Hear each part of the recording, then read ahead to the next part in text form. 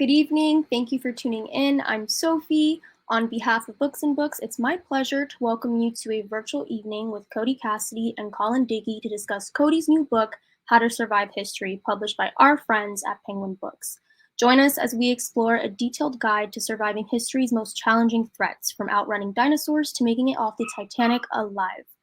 Cody Cassidy is the author of Who Ate the First Oyster and co-author of And Then You're Dead. His writing has appeared in Wired and Slate, along many other publications. He lives in San Francisco. To moderate this evening's conversation, Colin Dickey is a writer, speaker, and academic, and has made a career out of collecting unusual objects and hidden histories all over the country. He's the author of multiple books, including Ghostland and The Unidentified. A regular contributor to the New Republic and Lapham's Quarterly, he is also the co-editor of the Morbid Anatomy Anthology. With a PhD in comparative literature from the University of Southern California, he is an associate professor of creative writing at National University. His next book, Under the Eye of Power, goes on sale on July 11th, 2023. Just a quick reminder that throughout this broadcast, you can post questions below in the Ask a Question feature that's going to be at the bottom of your screen. I highly encourage your participation. We'll do a Q&A at the end. Please order your copy of How to Survive History from Books and Books. You can click the green button below to purchase. And now, without further ado, I'd like to welcome our guests to the virtual stage.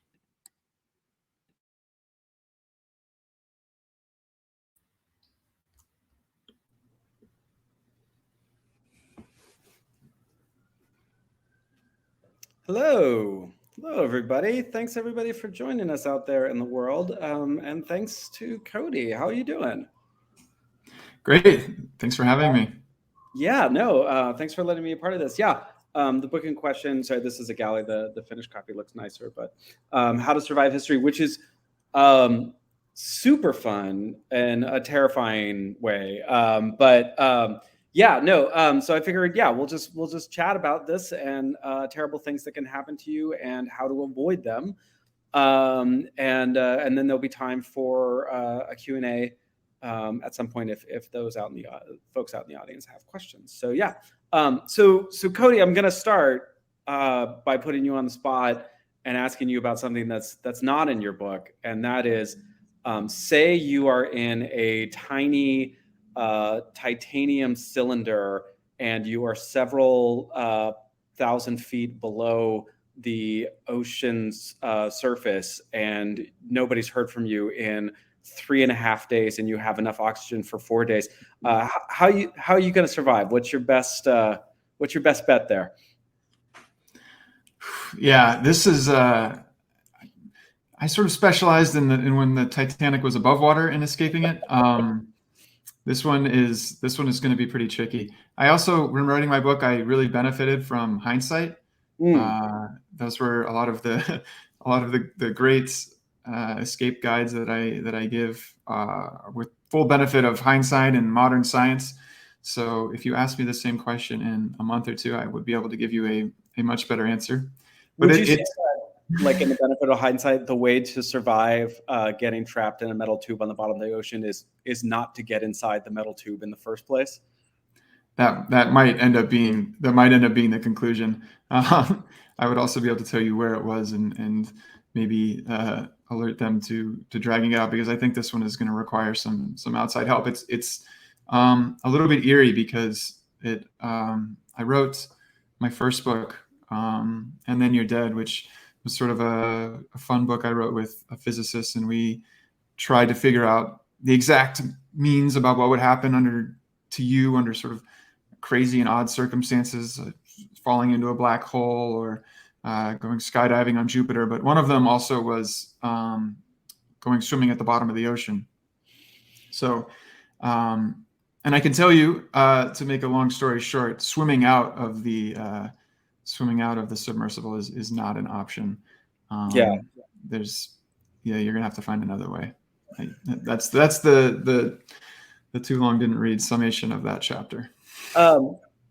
Yeah, it seems not great for them. I guess maybe we could start with the Titanic above water, and you can kind of walk us through the way the book is structured is that it's sort of like if you were a time traveler and you went back at key moments right before significant disasters. What is your best bet? What's your best way out? So if you are a time traveler and you teleport yourself back to April, what is it? April what? 1912? Is it 15th? The Titanic, April 14th in 1912. Okay, and you find yourself on the decks of the Titanic. What is the best way to get out? How would you with the benefit of hindsight, how would you advise folks?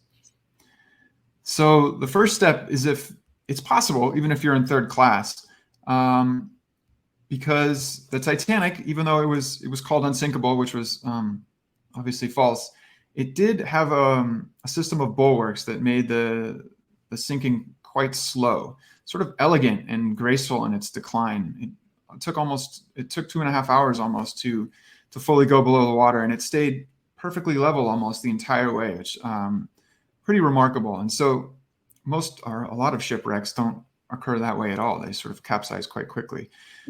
So you do have time, and I would recommend you use that time to first change into your finest clothing.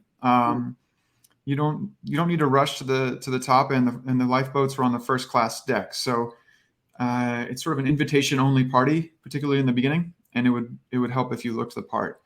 And then I include some deck plans on the Titanic because they didn't actually tell the passengers, particularly in third class, how to get up to the first class. It was closed. They weren't allowed up there for the entire trip. So there were escape ladders, though. They were up the front of the boat. So if you use those and you hurry, once you're in your nice clothes, you can go to you can make it up there. And then it sort of depends on if you're a man or a woman, actually, because or a child, because men were preferentially, or women and children were preferentially loaded. On one side, they follow this rule a little bit more strictly than the other. We can see this from passenger manifests. So it sort of depends on whether you're young or adult where to go. And then, but if you don't get a seat, surprisingly, I think it would actually still be possible. It's about 500 yards to the nearest boat, to the nearest life raft, and they had space. So the water temperature is a bit of a problem, but if you can make it in about 15 minutes, you could swim to a life raft and be saved. So okay, I'm swimming 500 yards in freezing temperatures in the dark, and then I'm cool. Then I'm good to go, right? Then I'm okay? Yeah, just really easy. Yeah. It's about 27 degrees. The water. It's about as cold as natural water can be before it freezes. And really cold. The world's best can do it. They have ice swimming competitions. The world's best can do it in about 7. So. Oh, okay. Oh, so yeah.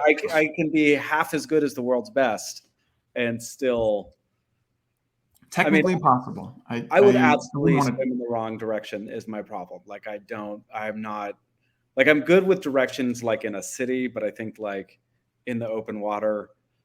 Yeah, it actually is very tricky to swim toward a destination low in the water. So I recommend you sort of, when you're up high on the Titanic as it's sinking, you can sort of scan the horizon, find them, and then sort of locate a star above them, because you won't be able to see the boat once you hit the water. So wow, that's smart. Okay, yeah.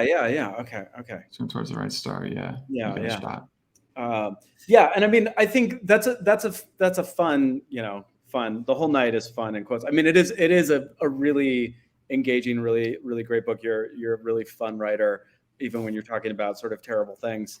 And I do like the part that you note that yes, it's such a leisurely sinking that there's enough time to film an interminable movie, which is one of my favorite lines in that book.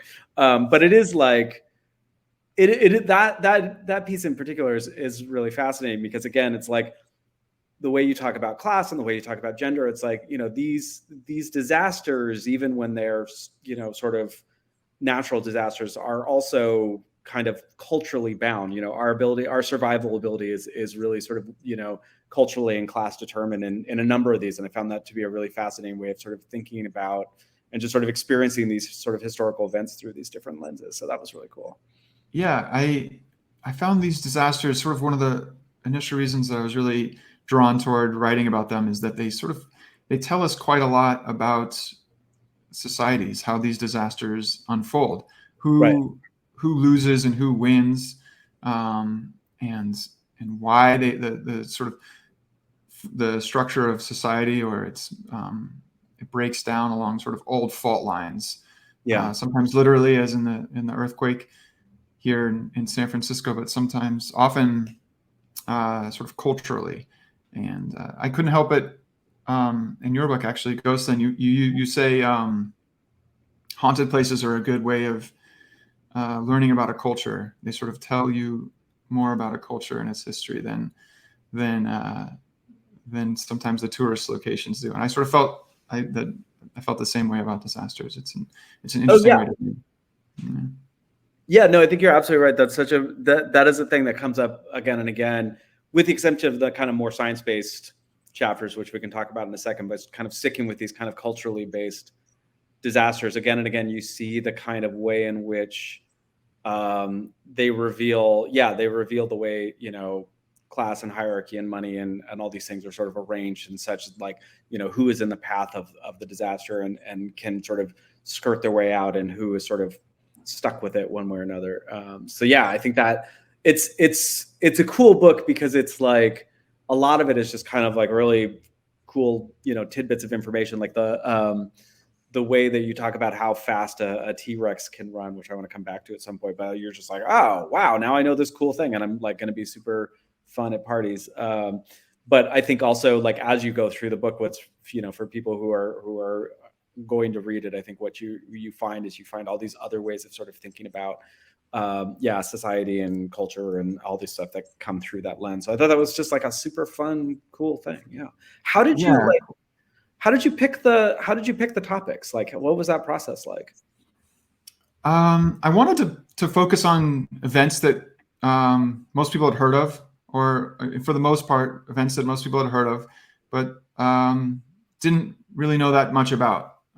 Sort of like the sack of Rome, or we've all heard about it, but have never really, probably most of us don't know too much about the details of it. And then I also wanted the event to be survivable, to have a fun means of escape.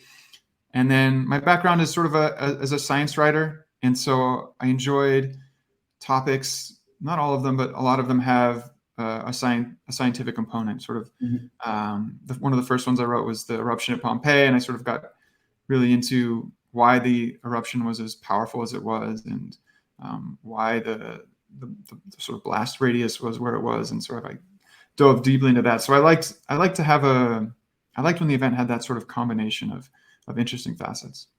Yeah, I mean, the Pompeii thing again was so fascinating because again, just an ordinary dude, I just sort of assume the volcano erupts.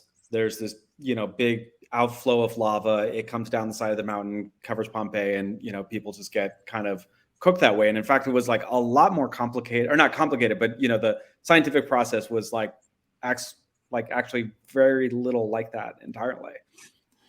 Yeah, it would have given you time to escape. More than half of the Pompeians actually survived. And this was because the sort of initial stages of the volcano were the most powerful, and counterintuitively in this case that meant the volcanic cloud sort of shot into the stratosphere. It was the volcano, the lava had passed through some limestone, which gave it some carbonation. It was basically like popping the cork on a champagne bottle.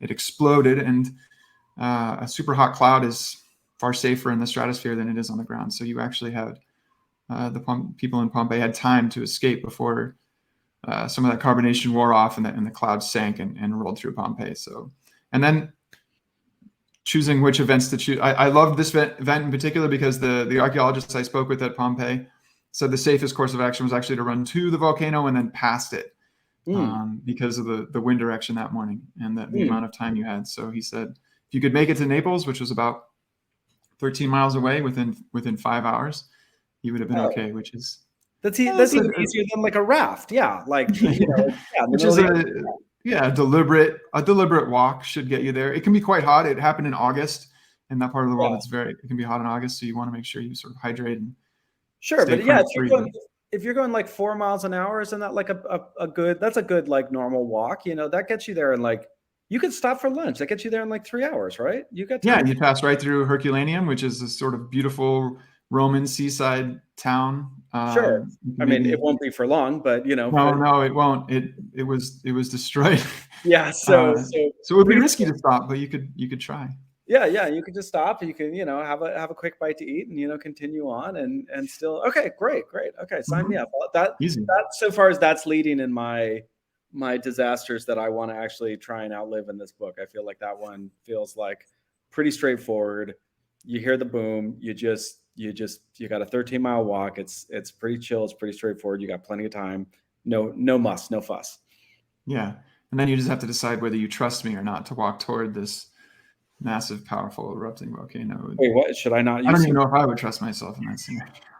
Quite the, I mean, scary. well, the last thing again, which I found so fascinating, is this idea that like as the ash starts falling, at first it's just like snowflakes, and then it gets heavier and heavier and worse, and like you get like chunks of rock falling eventually. I thought that was again just like something I was not even thinking about, but a totally fascinating way of like sort of understanding that explosion. Yeah, and that sort of really dictated how the citizens in Pompeii, the Romans there, reacted to that ash falling. Was sort of some took cover and some ran, and the ones who took cover that was the mistake. So because as you say, it got heavier and heavier, and then eventually what's called a pyroclastic surge, which is basically that plinium column that's 800 degrees and moves about 70 miles an hour rolled through the town. That seems like a real bummer. And our good friend Pliny the Elder, he got it in that eruption too, right? He did, yeah. That's one of the reasons why I think you should run toward the volcano. He was south of Pompeii in a town called Stabia, which was almost as far as Naples was from Pompeii, but in the other direction. And he was killed early the next morning, probably by poisonous gas. They think some of the okay. gases. Yeah, I thought he got like conked with a rock or something, but yeah, I think his nephew Pliny the Younger is the one who we know what happened, and it's poisonous gases, I think, which is partly why I suggest running the other direction. Yeah, that seems good. The other thing I was ecstatic to learn is that it sounds like I can outrun a Tyrannosaurus Rex. Like I'm in okay shape, They run about 12 miles an hour, which I that's the sort of whole book started when I read this study and was looking for story ideas, and I was shocked to learn that, and so I went outside and timed myself to see if I could beat it, and I couldn't, but I was pretty close, and then so I sort of delved into it deeper and found this really interesting study that they did with cheetahs and impalas about how the impala escapes the cheetah about 2/3 of the time, even though it's significantly slower. And it's this sort of dance where it only runs at about 80% of its top speed, and as the cheetah closes, it swerves at the last second. And by repeating, and the faster predator, and then the faster it runs past, it loses a few steps, and then when the cheetah catches up, it does it again. And so if you employed that tactic, even if you're a little bit slower, the numbers would suggest that you probably could.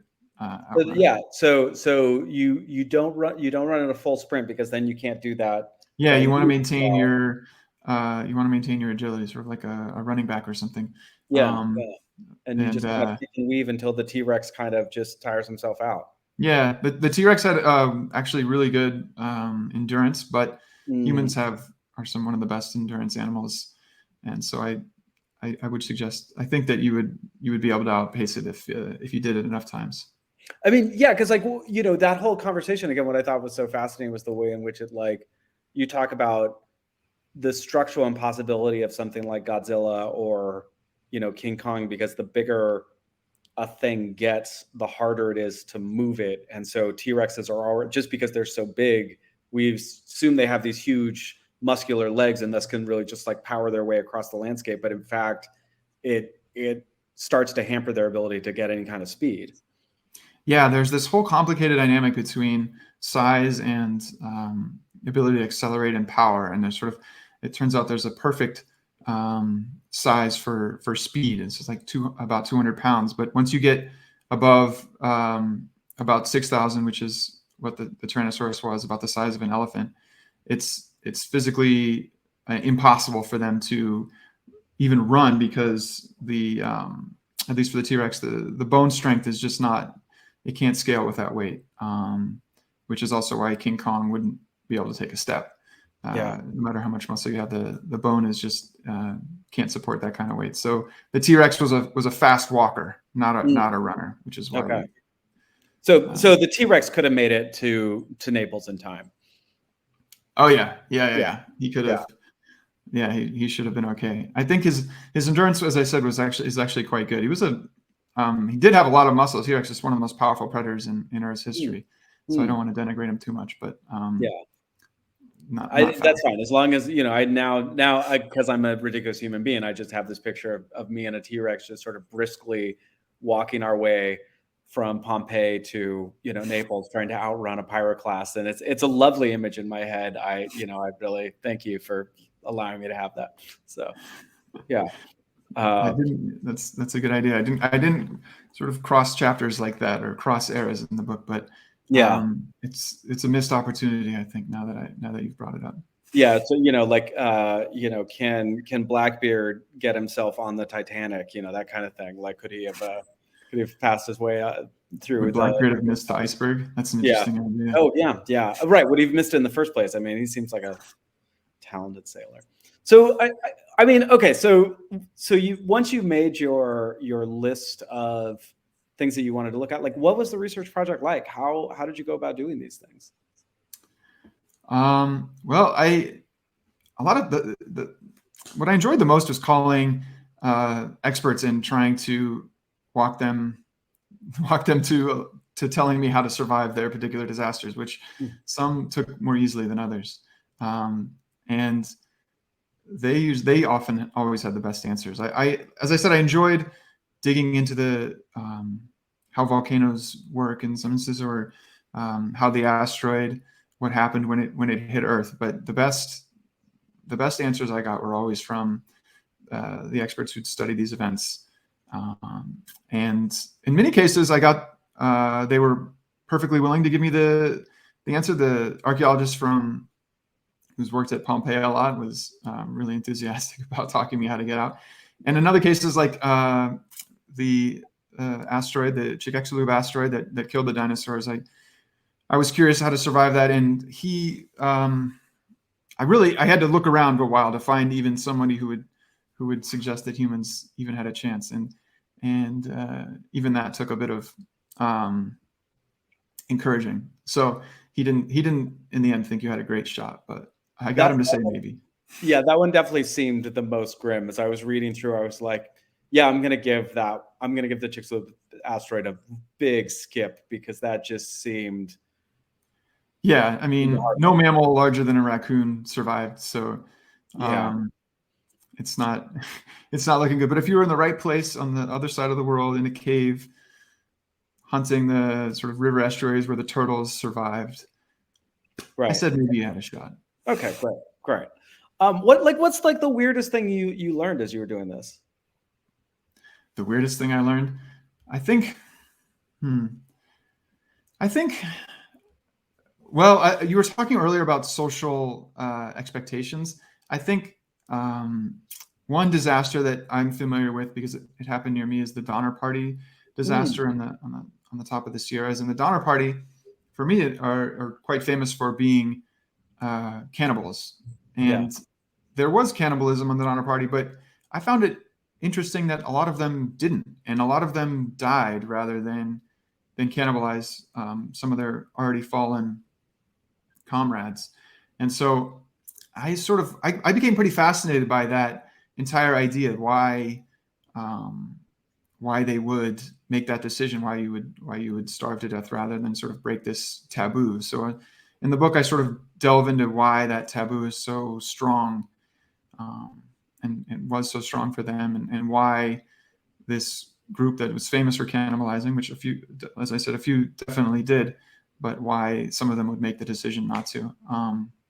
So I don't know if that's a weird fact, but it was one of the more interesting ones for me. Do you have a conclusion for why they? Well, the taboo dates back to the ancient Greeks. It's sort of the ancient Greeks had their enemies were called the androphagi, which basically means human eaters. They probably practiced, they did practice human eating, and I came away thinking it was sort of like it's pretty common to demonize your enemies by what they eat. Yeah, we do it today, and so that's sort of the oldest origin. They started having a lot of their stories, a lot of their monsters would be human eaters.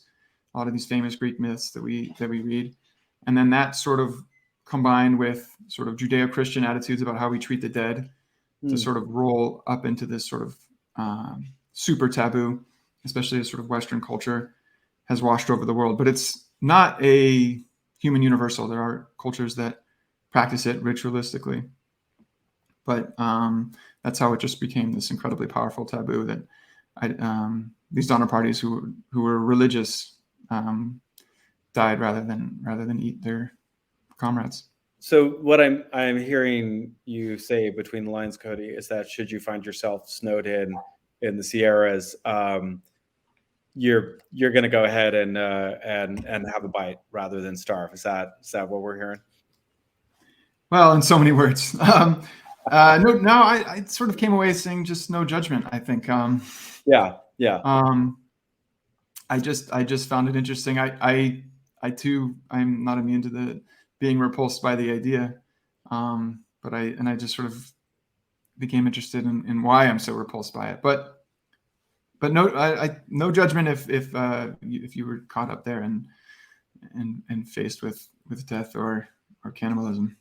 Cool. All right. Noted. Yeah. Great.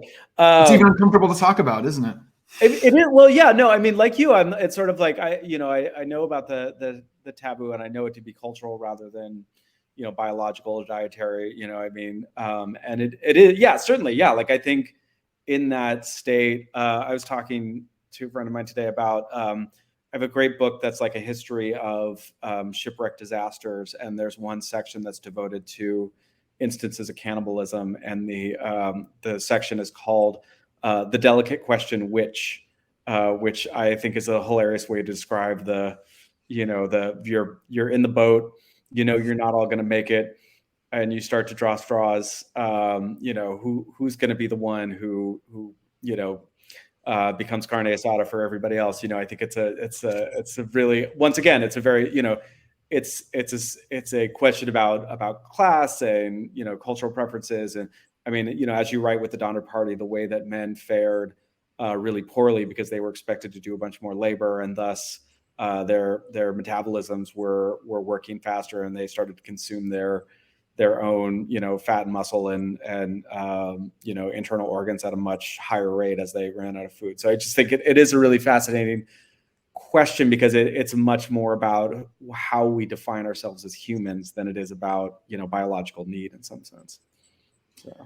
Yeah, I think, and in the Donner Party, unlike some of those shipwreck stories, they were everybody was dead who was eaten already.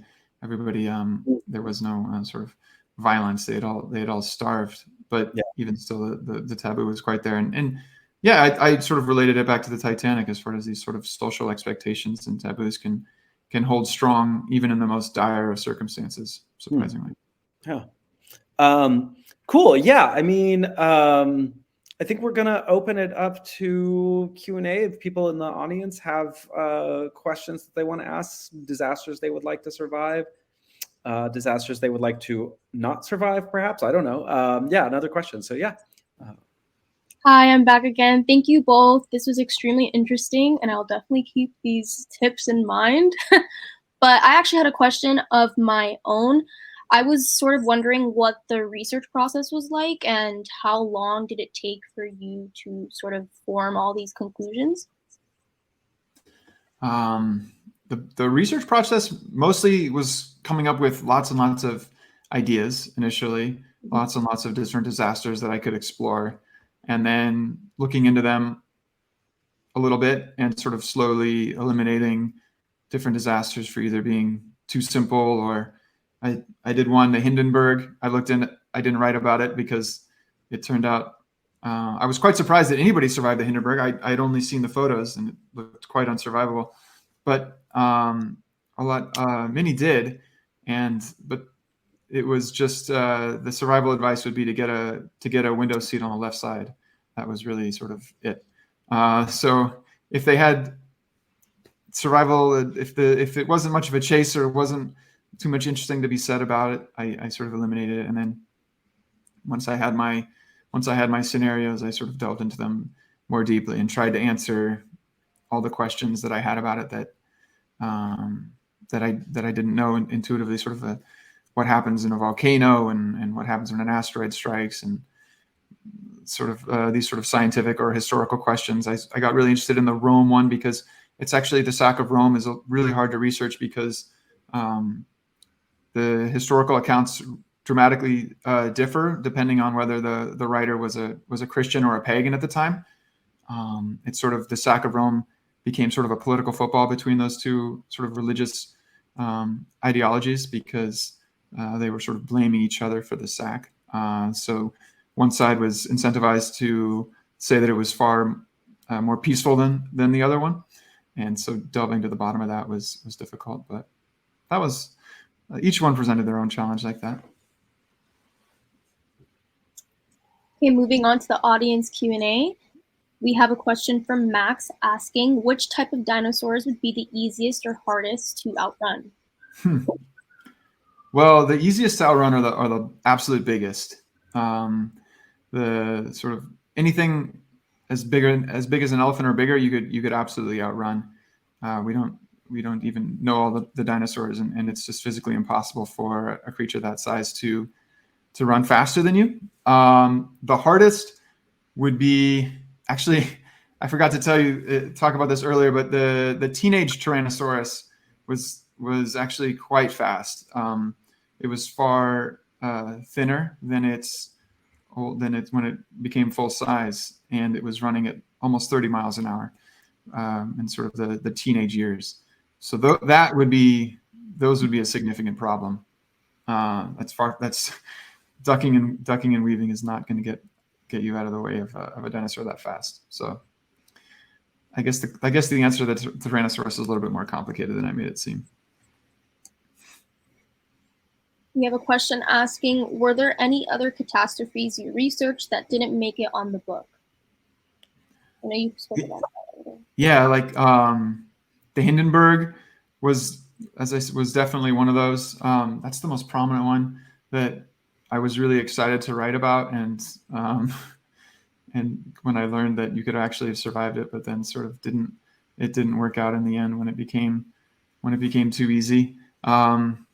I wanted to write about the saber-toothed tiger, but it turns out humans didn't really overlap. I wrote about the Ice Age instead, but and so in my Ice Age chapter, I talked about how to hunt the woolly mammoth, which I found fascinating. But I was sort of expecting going in to write about how to fight off a saber-toothed tiger, but we sort of lived in different parts of the world, so missed out on that one too.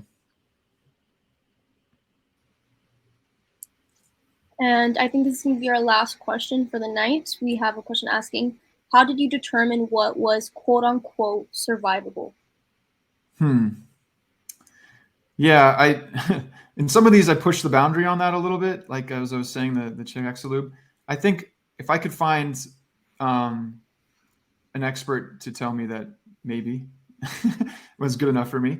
And in most cases, in most of these, people did survive. So I knew it was survivable. There's only a few in which, like the asteroid that or the dinosaur one, where obviously people weren't around, so that I had to sort of guess whether it was survivable or not, or just make my own decision. But on all the others, survival is possible. It's just it was more a matter of how much luck would play a role. Sort of on Titanic, it's a little bit, you can improve your odds, but it's a bit lucky whether you get a seat or not. And some of the other Sachs ones, I can give you advice, but I can't. There's no guarantees offered in some of these. So no money back if it doesn't work out. Well, Cody, Colin, thank you both so much on behalf of Books and Books. I really appreciate you guys coming on here. And to the audience, there is a green button below our faces. Please click it and purchase your copy of How to Survive History. And I hope everyone has an incredible evening. Thank you so much. Thank Yeah. you. I'll be ending now. Bye.